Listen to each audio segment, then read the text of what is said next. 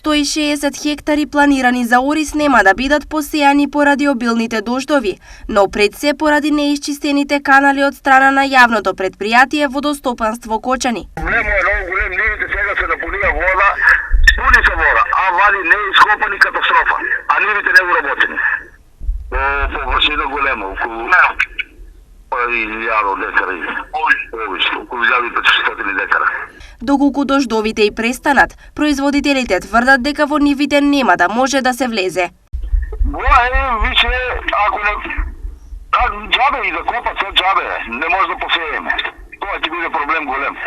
Оваа состојба тие ја поистоветуваат со катастрофа за нив, бидејќи имаат подготвено и семенски материјал и ѓубрива. Тешка катастрофа, што да кажам, ова е катастрофа голема и жалба за народот. Што се малтретираат го народот. Ѓубриња, препарати за прскање, семенски материјал, се. Трошкови големи. Зошто каналите досега не се исчистени? Те ти кажувам, они 2 недели не ашкат. Денеска, утре, 3. Имаме и 2 состорока на лице место ги водиме на полето. 2 состорока. Едењо беше пред 10 дена на лице место на терен ги водиме казани и ги кучните точки, што барем да помогнат. И мавле после тоа една недела пак состорок у селото у Чичиново беа повикани сите. Ќе почнеме да копаме и ништо.